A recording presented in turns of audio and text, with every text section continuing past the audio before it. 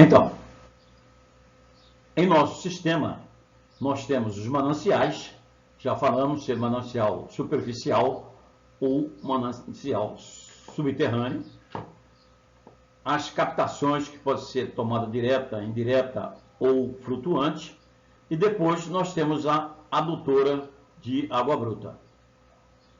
A condução, o transporte de água bruta é feito por tubulações denominadas adutoras de água bruta. Podem ser pela energia dos bombeadores ou pela gravidade. Então, eu posso transportar água bombeando ou por gravidade.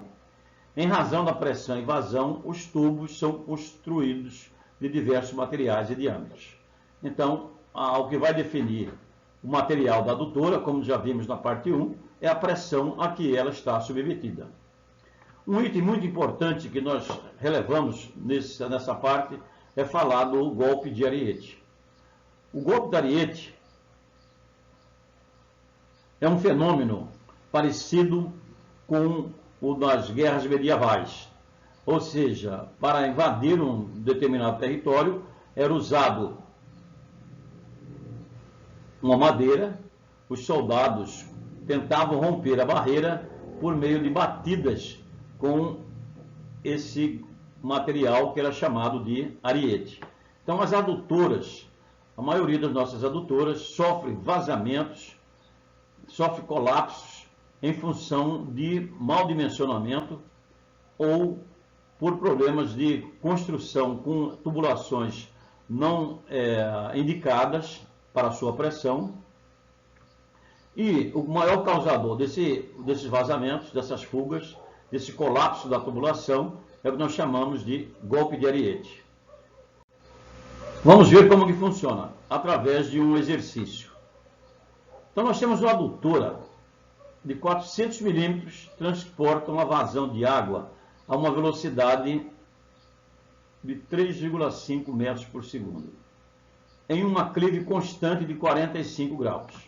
Sabendo que durante uma queda de energia, o líquido, pela inércia, continua em movimento por 11 segundos, nesta condição pede-se: qual o espaço percorrido pelo líquido até a velocidade tornar-se nula? Qual o volume do peso deslocado do líquido? Qual a força do impacto da válvula, que é o golpe de Ariete? E quais são as medidas de proteção? Então, aqui nós temos uma adutora. Ela é de 400 milímetros e está num aclive constante de 45 graus, com a velocidade da água a 3,5 metros por segundo. Então, numa forma de representação diferenciada, nós temos a bomba e aqui nós temos o tubo. A velocidade que está é de 3,5 metros por segundo. O tempo, 11 segundos. Ou seja, o que é esse tempo 11 segundos? Quando eu estou funcionando com a bomba impulsionando esse líquido a uma velocidade de 3,5 metros por segundo, ela está com uma velocidade. Quando a parada da bomba existe por a inércia é a tendência dos corpos em continuar com seu estado de movimento. Você está no ônibus, em pé no ônibus, o ônibus a 60 km por hora. Quando o ônibus freia, você que estava naquela velocidade, a sua inércia tende a mandar seu corpo para frente com a mesma intensidade. Então, a inércia é a tendência dos corpos de manter a sua quantidade de movimento. Então, a água está com a velocidade de 3,5 metros por segundo. Houve uma parada e durante 11 segundos essa água continua em movimento. Ela só vai chegar na vazão, no tempo, na velocidade igual a zero, no tempo de 11 segundos. Ela vai desacelerar. Então, nesse tempo de 11 segundos, o que ocorre? Ela estava aqui no tempo zero, deu corte de energia, pela inércia a água continua em movimento na tubulação e ela vai parar depois de 11 segundos. Depois de 11 segundos, aqui atrás ficou um vazio nessa distância. Essa distância é o espaço que ficou vazio depois que a água continuou seu movimento pela inércia. Que espaço é esse? O espaço, nós já sabemos, é a velocidade vezes o tempo. Velocidade sendo de 3,5 metros por segundo, o tempo de 11 segundos, então nós vamos formar um espaço de 38,5 metros. Ou seja, está funcionando a bomba, a água está em movimento na tubulação, com uma velocidade altíssima, porque 3,5 metros por segundo é uma velocidade muito alta. Houve uma parada. Quando houve uma parada, a água, pela inércia, continua em movimento no tubo. Continua em movimento até ela parar. Ela para depois de 11 segundos. Ela vai abrir aqui atrás uma área de vácuo num espaço de 38 metros. É um espaço significativo. Qual o volume e o peso do líquido deslocado? Então, o diâmetro do tubo é 400 milímetros. A área da seção do tubo é dado pela equação que aprendemos lá na parte 1, π d2 sobre 4. A área do tubo, então, é a constante π, 3,1416, vezes o diâmetro, 0,4 metros, vezes 4, que é o quadrado, dividido por 4, me dará uma área de 0,127 metros quadrados. Essa é a área do tubo. O volume desse cilindro aqui será a área vezes o espaço. Então, eu tenho uma área de 0,127 metros quadrados, abriu um espaço de 38,5 metros, 4,84 metros cúbicos. Então, 4,84 metros cúbicos, quase 5 metros cúbicos de água foi deslocado nesse período da parada. Qual a força do impacto na válvula de retenção? Então, nós já sabemos que esse tubo está numa inclinação de 45 graus, abriu um espaço de 38,5 metros. A água estava em movimento no tubo, houve uma parada, ela chegou até este ponto, cuja distância é 38,5 metros, e depois que ela chegou nesse ponto, a tendência é o quê? A tendência é retornar. Então, essa água vai retornar. Qual a força do impacto na válvula de retenção? Então, eu tenho um cilindro que vai retornar de quase 5 metros cúbicos de água. O peso do cilindro de água é 4,84 metros cúbicos.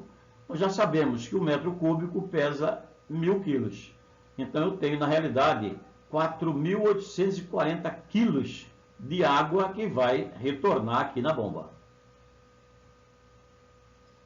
Essa altura H, que é a altura de queda, como é um triângulo retângulo, eu tenho 45 graus, 38 metros de hipotenusa, então a altura seria o seno de 45 vezes a hipotenusa, que me daria uma altura H de 27,22 metros. Então, essa quantidade de água, esses 4.840 quilos, 5 toneladas praticamente, é como que 5 toneladas caísse de uma altura de 27,22 metros. A relação é essa semelhança. É uma queda livre. Vai ser uma queda livre de um volume numa altura de 27 metros. Em queda livre de corpos é considerado um movimento uniformemente variado, pois todo o corpo sofre aceleração da gravidade. Se a aceleração da gravidade for de 9,8 metros por segundo ao quadrado, isto quer dizer que um corpo em queda livre aumenta a sua velocidade 9,8 metros por segundo a cada 1 segundo. É como se fosse, demos algum exemplo aqui, no boxe. Nós pegamos um exemplo aqui do Frank Bruno, não achamos um exemplo do Mike Tyson. O soco do Frank Bruno é de 400 kg de força. É capaz de acelerar uma cabeça 50 vezes a força da gravidade. Ou seja, um murro do Frank Bruno, que já perdeu para o Mike Tyson, acelera a cabeça de uma pessoa quando recebe o seu soco uma aceleração de 500 metros por segundo. Um carro médio, que bate num poste com peso médio de 1.000 kg, uma velocidade de 90 km por hora, provoca uma aceleração de 165 metros por segundo ao quadrado e provoca uma força de 17.000 kg, ou seja, ele tinha 1.000 kg. Com a velocidade de 90 km por hora, a sua aceleração aumenta e a força do impacto passa a ser 17.000 kg. Um carro de batida lateral num poste, uma posição lateral, provoca uma força de 120.000 newtons, 12.000 kg ou 12 toneladas. Essas informações só para terem uma ideia do que vai acontecer com a nossa água quando cair daquela altura. Estão vendo aqui que os números são exorbitantes, são muito altos, 12 toneladas, 17 toneladas, aceleração de 500 metros por segundo. Então, qual a força de impacto na nossa válvula de retenção? Nós estamos em uma queda livre. Nós estamos em uma queda livre de quase 5 toneladas de água, numa distância, numa altura de 27,22 metros. Então, a velocidade de queda é a aceleração da gravidade vezes o tempo de queda. V igual G vezes T. A altura de queda é G vezes T ao quadrado dividido por 2.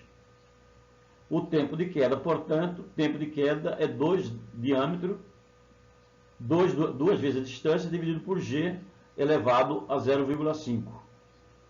Então, daqui nós tiramos o tempo de queda, que dá 2,33 segundos. Então, esse nosso volume de água que está parado aqui em cima, ele veio daqui da bomba, demorou 11 segundos movimentando, chegou aqui, a velocidade foi zero, e agora ele vai voltar, caindo numa altura de 27,22 metros, num tempo de 2,33 segundos. A velocidade de queda, portanto, será, por aquela equação, 23,3 metros por segundo. A aceleração de queda é dado por essa expressão. Ele vai sair de 0 metro por segundo a 23 metros por segundo. Vamos admitir que ele desacelere em 5 centésimos de segundo. Então, a aceleração de queda vai dar 466 metros por segundo. O sinal negativo significa que há uma desaceleração. Ele bate e desacelera. A força, portanto, é massa vezes aceleração.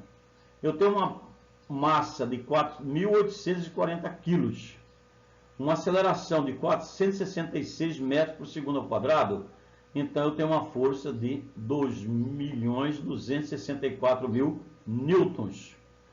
Para transformar newton para quilo, multiplica por 0,1, o que me resulta uma força de 230 toneladas. 230 toneladas é uma pancada muito grande na bomba. Dependendo da circunstância, com essa condição, não fica nem bomba, nem tubo, explode tudo que está aqui. Então, uma instalação dessa não aguenta essa pancada. Ela vai romper e vai quebrar. Isso é muito comum, já ocorreu em projetos feitos aí, como nós dizemos aí, feito nas coxas. Então, é importante na nossa exadutora ter essas observações do